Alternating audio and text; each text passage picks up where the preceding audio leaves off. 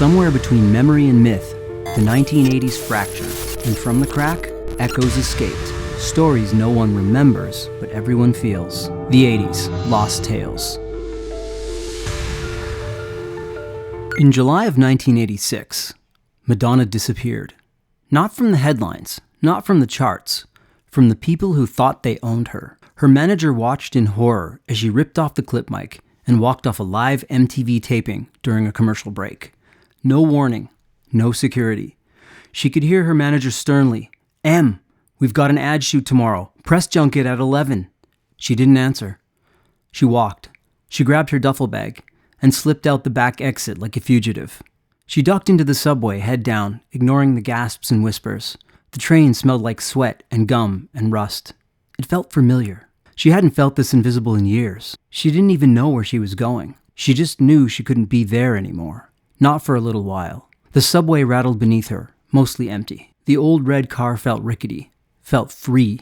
A few teens dozing across the plastic seats.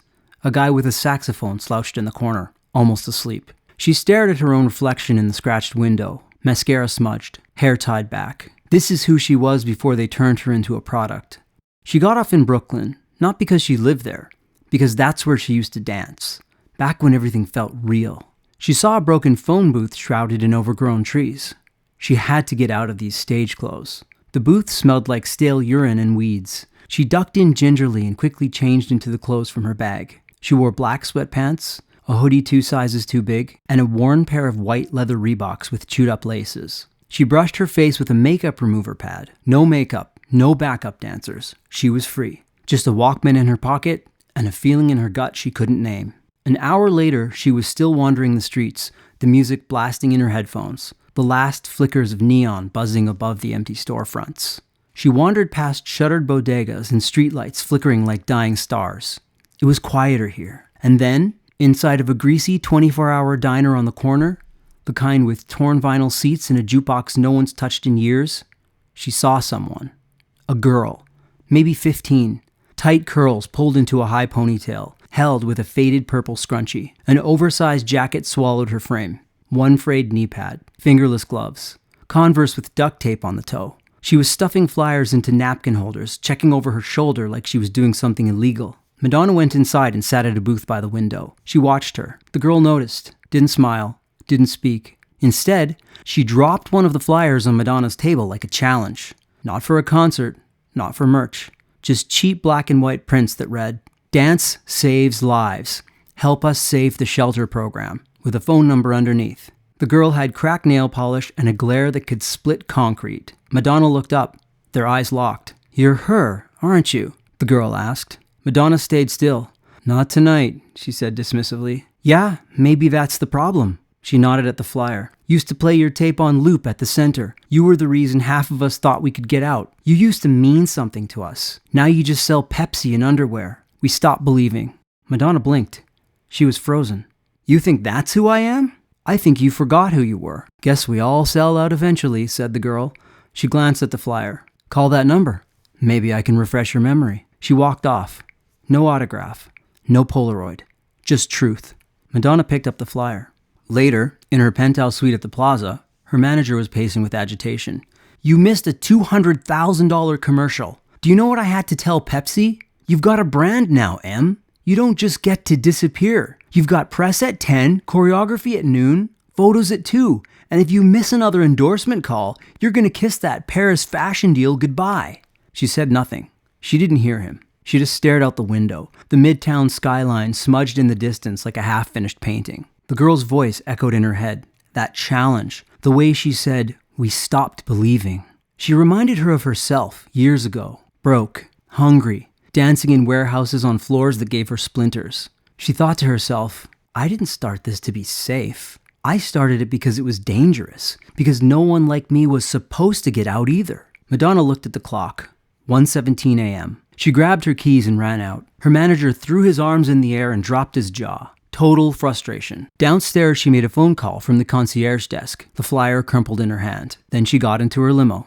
The shelter was a few blocks off Atlantic Avenue, a squat brick building with graffiti-tagged walls and windows no one had cleaned in years. A single fluorescent light flickered above the door. No press, no guards, no fans. It looked like nothing. She pulled her hoodie low, opened the door, entered. No makeup, no entourage, just her. Inside, the studio was lit by an old desk lamp duct taped to a mic stand. The floor warped. The mirrors cracked.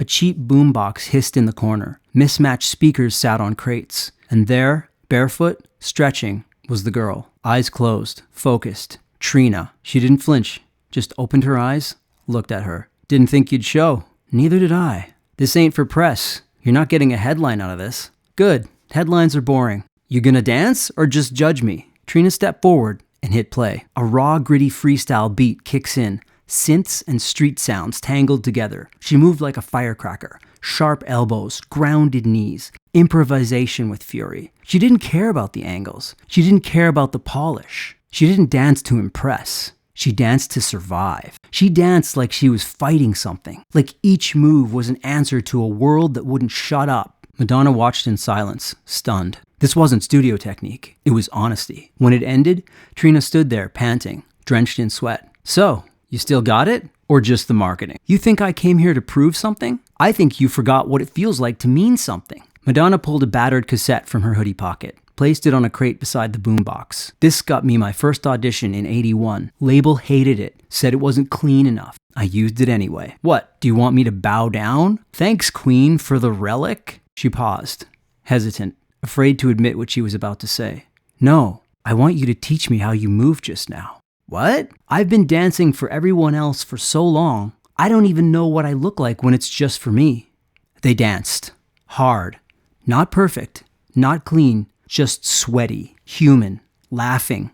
Breathing. You move too clean, Trina said. Hit like you're mad. I am mad, Madonna said. Just expensive mad. They traded moves. Trina showed Madonna what it's like to be raw again. Madonna returned, showing Trina what it's like to be a queen. They spin, fall, catch the rhythm. Somewhere in the middle, they start dancing in sync. Not perfectly, but together. Like a bridge built in real time. They danced until they couldn't anymore. Then sat on the floor, side by side, legs sprawled. So what happens now? Trina asked. You just disappear? Madonna looked at the ceiling. No. Tomorrow I cancel a commercial, and I wire enough money to keep this place open for good. She paused. Anonymously. No headlines, just a roof and a floor. You don't say a word. Trina said nothing. Her eyes widened. Then she said, You are still her. You gave me something tonight. The belief that I can win, and the power to know it's real. Then she withdrew and looked down. Trina had a moment of vulnerability, a crack in her tough outer shell. A few days later, Trina walks into the shelter again, alone, expecting the same flickering lamp and warped floor. But something's different. The floor's been recovered with new wood, polished and sealed. The mirrors cleaned. The cracked ones replaced. The holes in the ceiling where insulation was dangling, gone. Brand new full Denon stereo system in the corner. Large pro monitors on stands on each side. And on the wall, a new stack of printed flyers with a new message. New dance studio looking for top instructors. Now professionally designed and printed.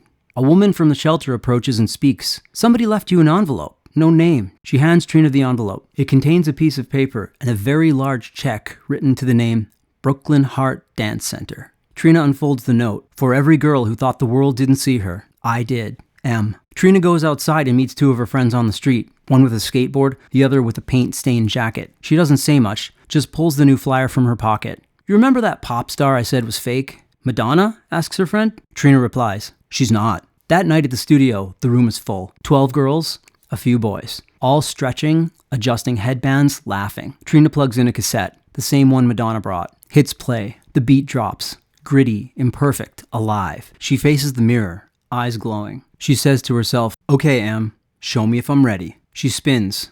The others follow. Trina never told anyone, except her two closest friends. They came. Great teachers came. They danced. They grew. There's still a blurry Polaroid taped to the wall of the Brooklyn Heart Dance Studio. Two girls. You can almost make out their faces. Spinning. Laughing. And underneath it, in silver liquid marker, dance like the world isn't watching. And then it will. Epilogue. The donation was never linked to Madonna. She never returned to the studio. Not visibly, at least. Trina had lost contact with the star. But then, 3 years later, a young choreographer listed Brooklyn Heart Dance Center on her resume as her only experience, before being hired to dance lead in a world tour. The artist? Madonna. The choreographer? Trina. No one ever made the connection. No one needed to. Some stories are true. Some are myths. This one, maybe both. Inspired by the energy, rebellion, and truth of the 1980s. The 80s. Lost Tales.